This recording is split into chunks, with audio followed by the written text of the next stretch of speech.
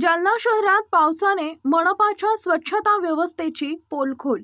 शनी मंदिर ते town hall रस्त्याला तलावाचे स्वरूप, नाल्याचं घाण पाणी रस्त्यावर, दुर्गंधीनं नागरिक त्रस्त. चंदनजिरातील एकता चौक, संत रोहिदास महाराज मंदिर परिसर, बाजार गल्ली, पद्मावती नगर इत्यादी भागात नाल्याचं घाण पाणी रस्त्यावर, प्रचंड दुर्गंधी.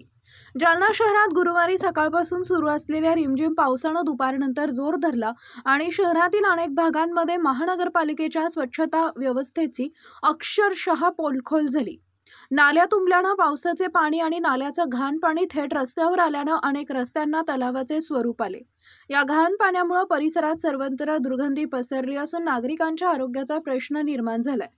शहरातील शनी मंदिर ते टाउन हॉल रस्ता तसेच चंदनजिरा परिसरातील पद्मावती नगर, एकता चौक, बाजार गल्ली आणि संत रोहिदास महाराज मंदिर गल्ली यांसह अनेक भागांमध्ये नाल्याचं घाण पाणी रस्त्यावर आल्याचं चित्र पाहायला मिळाले.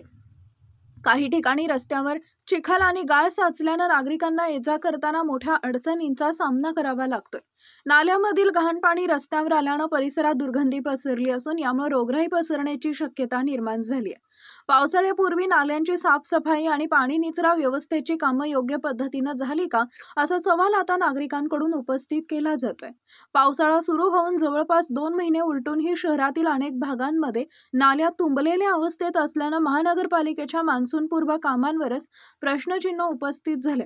दरम्यान स्वच्छता विभागाच्या संबंधित अधिकाऱ्यांकडे नागरिकांकडून वेळोवेळी तक्रारी करण्यात येत असल्याचं सांगण्यात येत आहे. मात्र मनुष्यबळ कमी असल्याचं कारण देत येत असलेल्या नागरिकांची तक्रार आहे. 2 ते 4 कर्मचाऱ्यांच्या मदतीनं संपूर्ण प्रभागाची स्वच्छता कशी करायची, असा सवाल ही स्वच्छता विभागाकडूनच उपस्थित केला जातो असल्याचं नागरिकांचं म्हणणं आहे.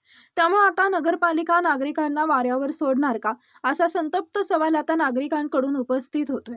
शहरातील प्रत्येक प्रभागातील नगरसेवकांनी पुढाकार घेऊन स्वच्छता निरीक्षकांच्या माध्यमातून तुंबलेल्या नाल्यांची तातडीनं साफसफाई करावी आणि पावसाच्या पाण्याचा योग्य निचरा होण्यासाठी कायमस्वरूपी उपाययोजना कराव्यात, अशी मागणी नागरिकांकडून करण्यात येते. पावसाळ्यात दरवर्षी उद्भवणाऱ्या या समस्येवर तात्पुरत्या उपायांऐवजी महानगरपालिकेनं कायमस्वरूपी तोडगा कधी काढणार, असा प्रश्नही आता जालना शहरवासियांकडून उपस्थित केला जातोय.